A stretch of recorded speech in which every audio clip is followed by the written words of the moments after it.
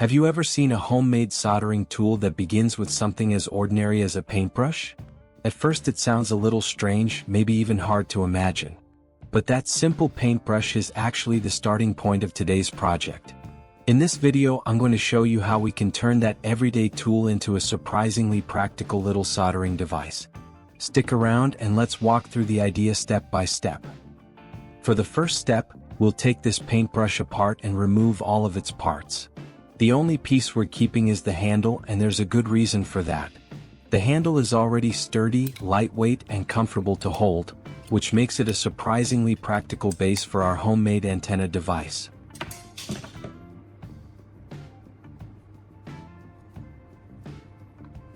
Here I also have a small L-shaped angle bracket. Its job is to act as a mounting support. Once it's firmly attached to the body of our homemade antenna device, it gives us a solid place to install some of the other important.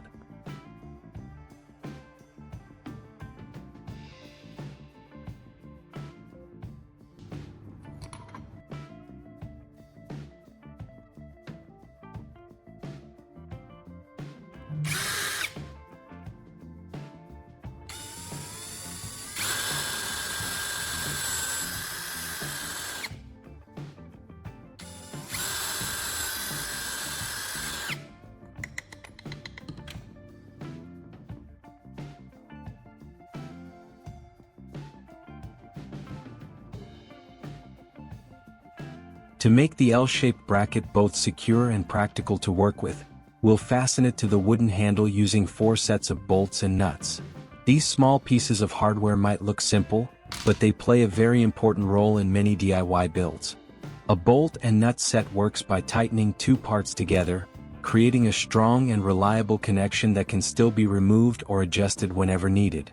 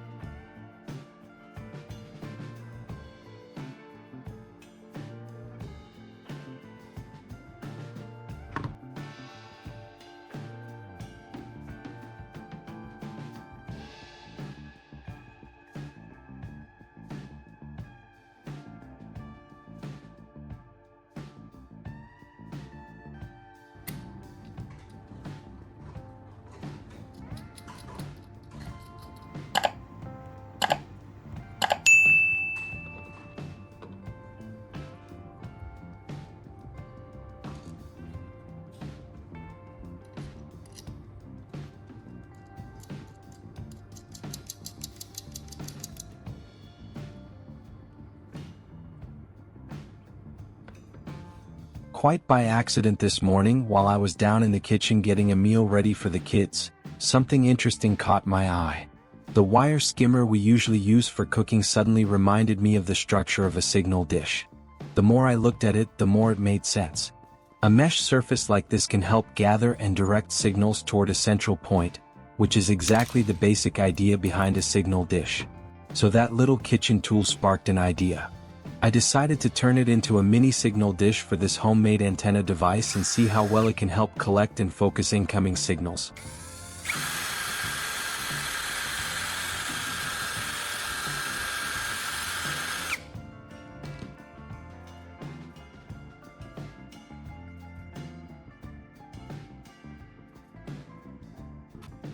If we didn't have a metal washer here, it would be quite difficult to secure a part like this mini signal dish onto our homemade antenna device. The washer may look like a small and simple piece, but it plays an important role. It helps spread the pressure of the bolt across a wider surface, which keeps the dish from wobbling or digging into the material. That way, everything stays firmly in place while the structure remains stable and properly aligned.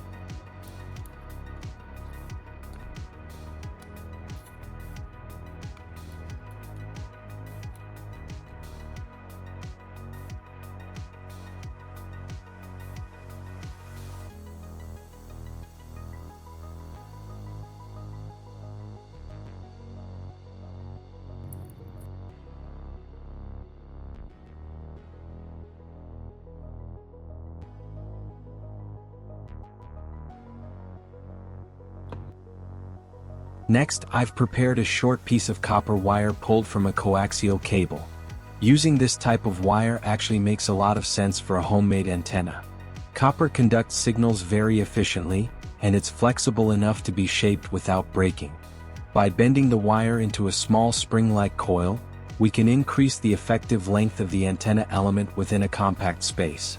That coil shape also helps the antenna interact with incoming signals more effectively, which can improve how well this little device receives them.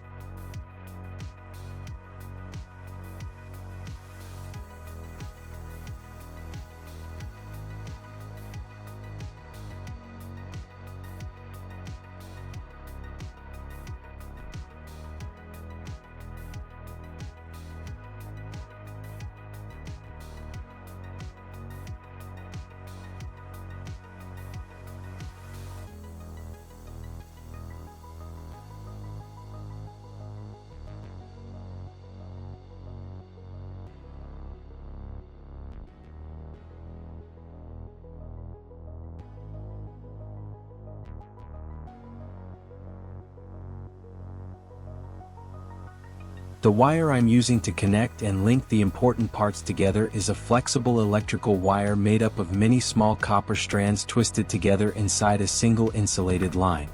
This type of wire is very common and easy to find at electrical supply shops or among leftover materials from everyday repair work.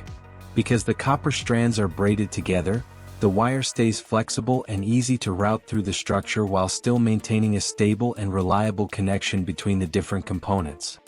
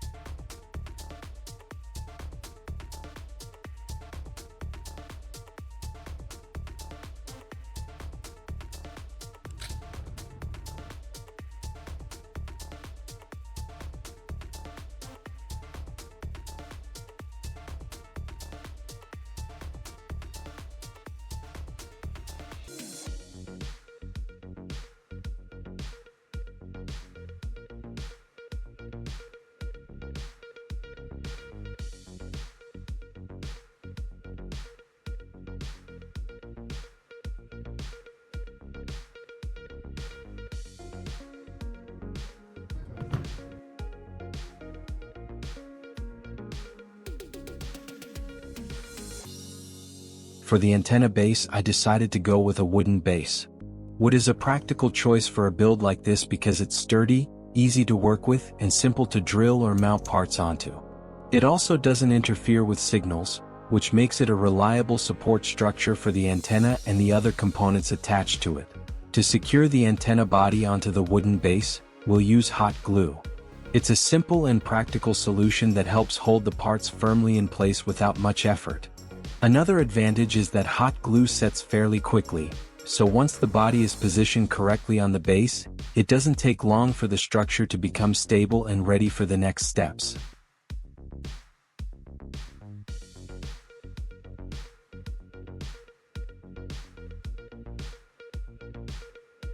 Here I have a 2x2 electrical connector, and I'm going to use it to join the two remaining wire ends with the coaxial cable.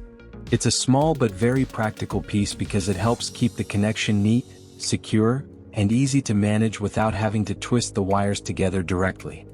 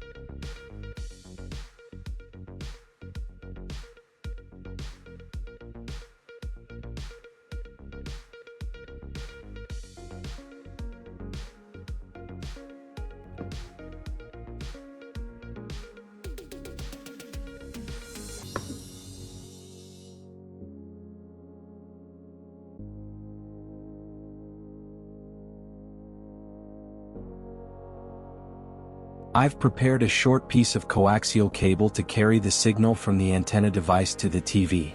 One end of the cable will be connected to the antenna, while the other end will be prepared so it can connect to the TV.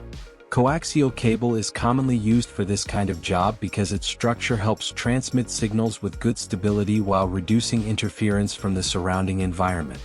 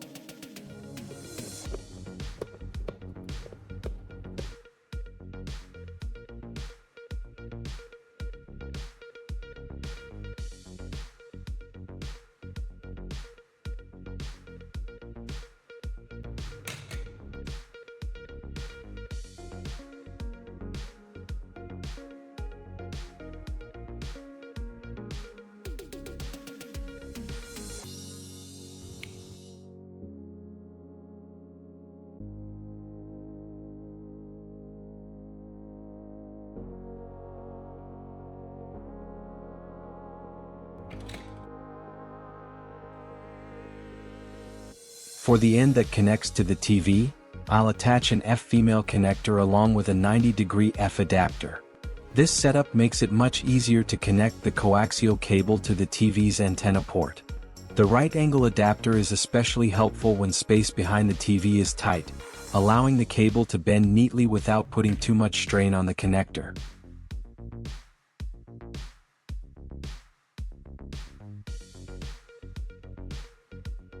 Alright, the assembly is complete. Our homemade antenna device is now fully put together, so it's time to take it outside and see how it performs in a real test. Before connecting the antenna to the TV, I want to show you the TV first so everyone can see the current situation. That way you'll know there's no setup or staging beforehand.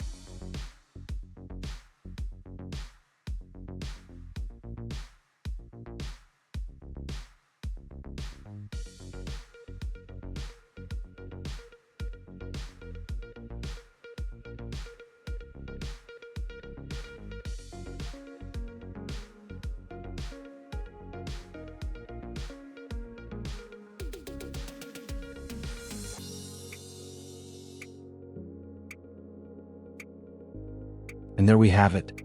From a few simple parts and a bit of creativity, we've turned everyday materials into a working homemade antenna. Projects like this are always a good reminder that sometimes the most ordinary objects around the house can become surprisingly useful when you look at them from a different angle. If you enjoy experimenting with simple DIY ideas like this, feel free to try it yourself and see what kind of results you get. Thanks for spending a little time with me today, and I'll see you in the next project.